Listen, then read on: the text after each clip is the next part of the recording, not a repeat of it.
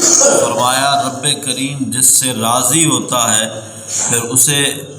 دین کی سمجھ عطا فرما دیتا ہے۔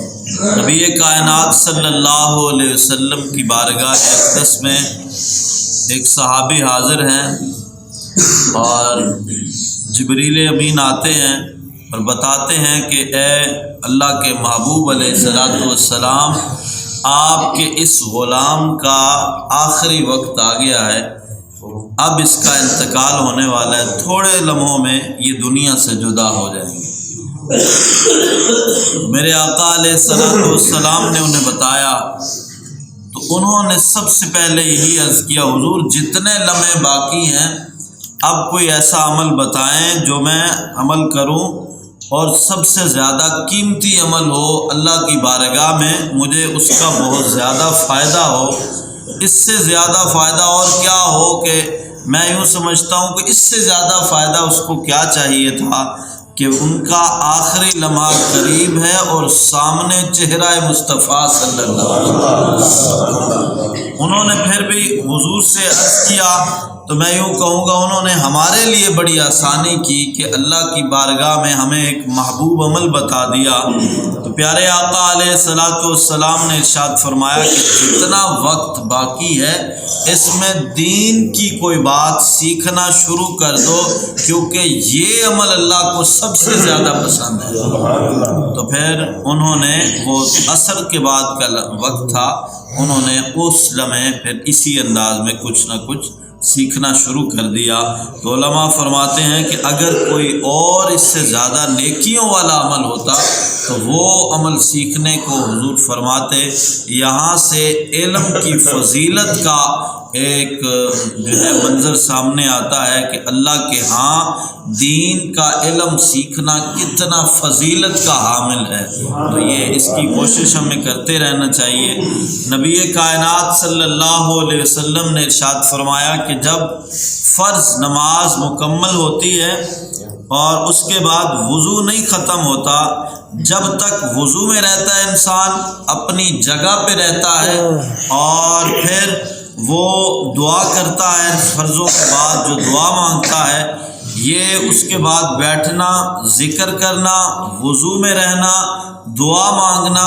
فرمایا اس دوران یہ جتنی دیر وہ اپنی جگہ پہ رہتا ہے، وضو سے رہتا ہے یا دعا سے پہلے ذکر کے لیے بیٹھتا ہے، یہ جتنی دیر وہ بیٹھا رہتا ہے اتنی دیر اس پر اللہ تعالیٰ اپنے مقربین فرشتوں کی جماعت نازل فرماتا ہے،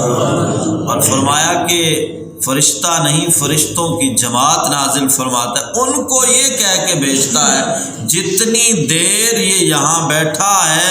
اتنی دیر اس کے لیے میری بارگاہ میں مغفرت کی دعا کرتے رہو۔ یہاں پر میں یوں عرض کروں گا کہ جتنا ہو سکے فرضوں کے بعد اپنی جگہ پر بیٹھیں اور اللہ کی بارگاہ میں اخلاص کے ساتھ اپنے لیے مانگ لیں، کیونکہ اس وقت جب آپ اللہ سے مانگ رہے ہوتے ہیں آپ کے ساتھ ساتھ فرشتوں کی ایک خاص جماعت آپ کے لیے دعا کر رہی ہوتی ہے، اور علماء نے لکھا کہ وہ فرشتے خود نہیں آتے، اللہ انہیں بھیجتا ہے کہ جاؤ میرے اس بندے کے لیے مجھ سے معافی مانگو۔ فرمایا وہ خود آتے تو بات اور تھی، انہیں بھیجنے والا معافی عطا کرنے والا خود بھیجتا ہے، جب خود بھیج رہا ہے تو وہ معاف کیوں نہیں فرمائے گا؟ فرمایا کہ خوش بخت ہے یہ امت کہ اللہ ان کے لیے فرشتوں کو مغفرت کی دعا کرنے خود بھیجتا ہے۔ تو یہ موقع ہمیں روزانہ دن میں 5 مرتبہ مل سکتا ہے۔ جس طرح ہم فجر میں اخلاص کے ساتھ اور محنت کے ساتھ آتے ہیں اللہ کی بارگاہ میں، اگر اسی طرح 5 وقت روزانہ یہ نیت یہ ذہن بنا کے اللہ کی بارگاہ میں سجدہ ریز ہوں کہ ہم اس کی بارگاہ میں سجدہ کرنے جائیں گے اور وہ فرشتوں کو ہماری حمایت میں بھیجے گا، اور اس امید سے کہ انشاءاللہ ہماری بخشش ہو جائے گی، تو فرمایا کہ اللہ فرماتا ہے مجھ سے جو گمان رکھو گے مجھے ویسا پاؤ گے۔ میری بارگاہ میں اگر گمان رکھو گے کہ میں معاف کرنے والا ہوں، معاف کروں گا، تو پھر اپنے آپ کو مغفرت ہی کیا ہوا پاؤ گے، یعنی اپنے گناہوں کو معاف کروا جاؤ گے۔ تو یہ نیت رکھ کے ہمیں روزانہ اللہ کی بارگاہ میں 5 وقت باجماعت ادا کرنا چاہیے، اور کوشش کریں کہ فرضوں کے بعد جو دعا ہو وہاں اس میں اپنی جگہ نہ چھوڑیں جہاں آپ نے فرض ادا کیے ہوں، تاکہ ان مقربین فرشتوں کی دعا میں بھی شامل ہوتے رہیں۔ فرمایا کہ جو اللہ کے محبوب علیہ الصلاۃ والسلام پر 3 مرتبہ صبح اور 3 مرتبہ شام کو درود و سلام پڑھتا ہے، اللہ تعالیٰ پر حق ہے کہ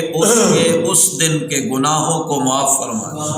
اللہ کے محبوب صلی اللہ علیہ وسلم فرماتے ہیں کہ رب کریم پر حق ہے اس بندے کا کہ اس کے گناہوں کو معاف فرما دے، صبح کے بھی شام کے بھی۔ تو یہ بھی عمل اپنے ساتھ ساتھ رکھیں، صبح و شام اللہ کے محبوب صلی اللہ علیہ وسلم پر درود و سلام پڑھنا بھی نہ بھولیں۔ اللہ کریم ہمیں دین کی سمجھ اور اس پر صحیح طور پر عمل کی توفیق